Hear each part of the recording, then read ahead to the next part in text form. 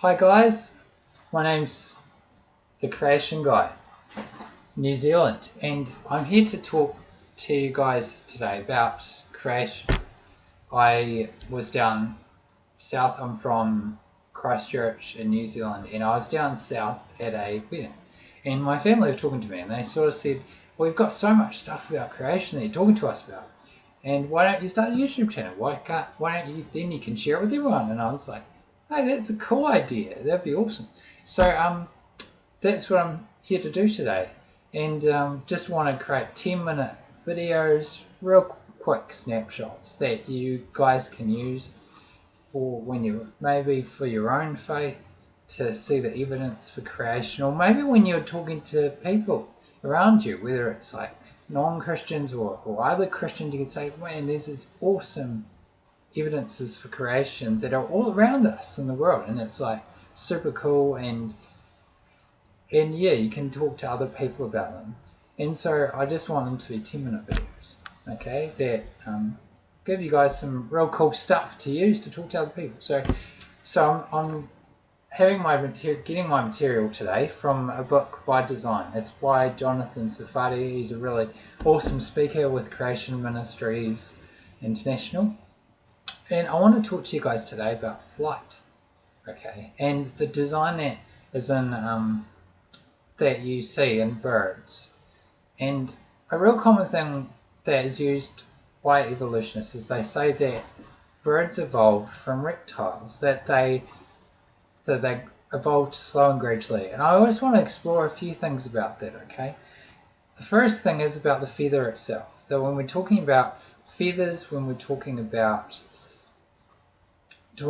scales turning into feathers, well, there are a few things with that. And the first thing is that in order to get a scale changing into a feather, they're very different structures. They're constructed very differently. They're put together very differently, and how they form is very different. Okay, and when we look at 20th century science, one of the big discoveries of 20th century science was that traits don't just appear randomly. Okay, they appear through new information.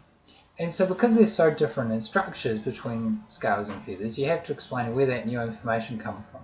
Where did a bird get its new information for a feather? Because it wasn't in the information for a scale. And just in the same way that when you look at a computer program, you see you have to have an intelligence or a programmer to put in new code. It's the same thing with information. In a living thing. Like, where does information in a living thing come from? The only explanation that makes any sense is that it came from God. Okay, so that's one of the issues with feathers coming from scales. The second thing is the design of the pulley system that they use to fly, okay? Birds have this amazing pulley system that they use that involves their tendons and their muscles and their arms. And the thing is, if you're talking about a reptile evolving into a bird, slow and gradually, then everything has to be in place, including this pulley system. But if this pulley system was to evolve slowly and gradually, then what good would a quarter pulley system or a half pulley system or a three-quarter pulley system be to a bird? Basically, it wouldn't be of any use, would it? It'd have to be fully functional, and that's something that creationists, Creation Ministries, Answers in Genesis, and a real famous book by Michael Behe talked about was this idea called irreducible complexity, which is this idea that everything has to be in place in an organism for it to work. You can't have like a half useful pulley system because that wouldn't be of any benefit. Something like a pulley system in a bird and the wings cannot evolve slowly and gradually. It has to be all there in place. And evolution doesn't have the ability to do that much all at once. It can't. It's new structures. It's the same thing with the feathers. You have to have the information for the pulley system, you have to have the information for the feathers, and it all has to be there from the start. And there wouldn't be any use going in slow, gradual steps. It all have to be there from the start. So that's another problem with it. The third problem is the lungs itself, okay? The lungs are very different between a reptile and a bird. In Jonathan's book, he talks about the fact that a reptile lung is more like one of those bellows, okay, where where the air comes in, the good stuff out of the air is extracted, and then it's pumped back out again. Now a bird is very different. A bird is highly efficient in its lungs and how the lung works. Now, the question is, if the lungs are so different, what good would it be having a half useful lung? In fact, the intermediate stages between a reptile lung and a bird lung will be absolutely fatal. So how did a bird evolve? Because as it's developing this lung, the half bird would have died. So how did it get there? It's a much more reasonable explanation to say that God created everything according to its kind. To have to construct stories of how the reptile became a bird is more like just so stories. It's fables. That's what the Bible said all along. It said that men will turn to fables. And that is what we see. That is what reptiles to birds evolution is. It's just a bunch of fables and just so stories, okay? Other thing as well I wanted to talk about is some of the design aspects that are there. When you fly on a plane, you'll notice when you come into landing that there's these things called leading edge flaps, and they extend. So when you're looking out the window, I love being beside the window in airplanes. It's one of my great passions is aviation, okay? And when you look out the window when you're coming into land, you see these flaps going forward. And what they are is these things called leading edge flaps, okay? And what they do is they generate more lift and make it safe for landing and for takeoff. There was a famous accident where Jonathan talks about it in his books, where there was a crash that actually happened because on takeoff an aircraft couldn't extend its flaps. It couldn't get the enough lift it needed. But birds have the same thing on their feathers. They have these things called leading edge vortexes which form, and so they form in front of the feather, and so when it comes into land, then it has more lift and they can perform these amazing aerobatic feats.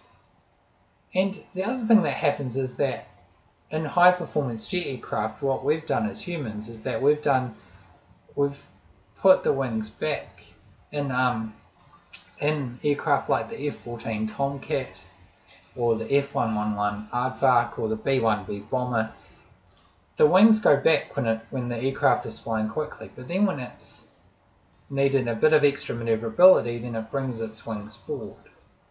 Okay, and what that means is it's more lift and it's more maneuverable. Now, birds have the same thing, certain species of birds.